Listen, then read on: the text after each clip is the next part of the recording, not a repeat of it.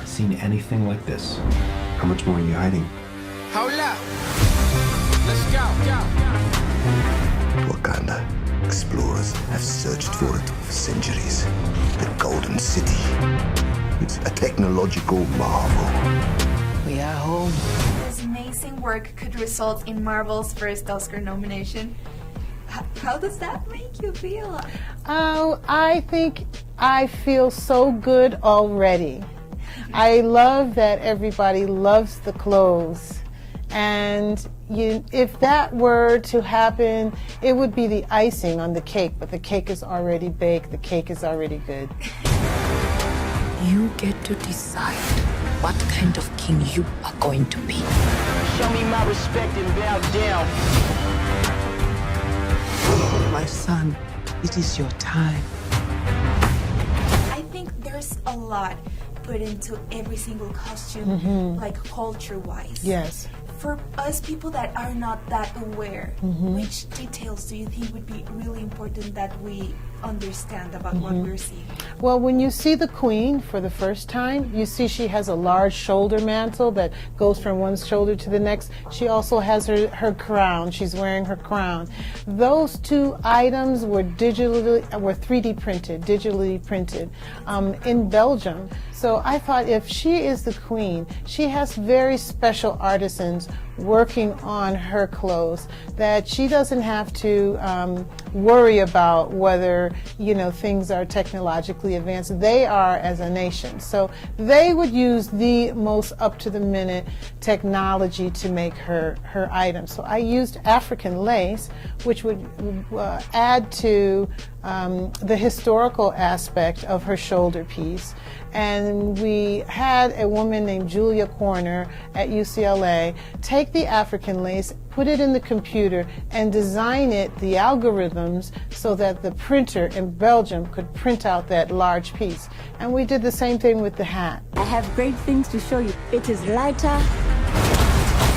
and completely bulletproof. Don't freeze. I never freeze.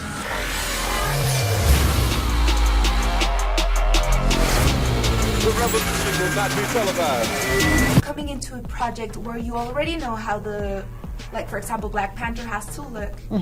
So how do you work with the creation of those kinds of costumes and also making them, as well as the warriors, beautiful, but also functional for action? Yes. In order to make the superhero suits functioning, we use a Euro jersey. It's a four-way stretch. It stretches in two directions. And then we print on top of that. We dye. It comes to us white. And we dye it black. And then we print on top of it. And it's very important that when we print that we do stretch tests. We had a craftsperson who had worked on ballet clothes from the Boston Ballet in order to design the gussets, the special shapes of the gussets, so that the Black Panther and the Dora Milaje could actually perform their martial arts and their stunts. Show me my respect and bow down. I waited my entire life for this. This time, we're gonna be on top. If the world found out what we possess, we could lose our way of life. What do you want? I want the throne. This technology part is not necessarily what you do, but I think it was so well, so well combined. Which was your approach to that technology part? What did you look for, the research? I knew I didn't have to create things that were like wearable technology, because with any kind of technology that you can see or is tangible that you can hold, it's obsolete. Just like you buy the Apple phone, 1 week, 2 weeks later, it's obsolete. So I was very much concerned about that, and I didn't want to date the film. I didn't want you to look at the film next year and say, oh, they're already out of style. I worked closely with the visual effects department because that's what they do. I knew that they would be incorporating holograms, the colloidal beads would light up. So I didn't worry too much that I had to do something extra special with technology.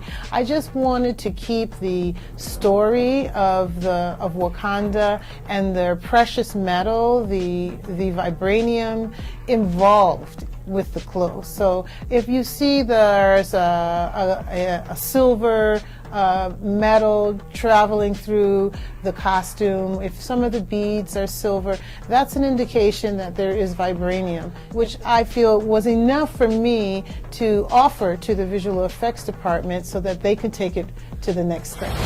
What happens now determines what happens to the rest of the world.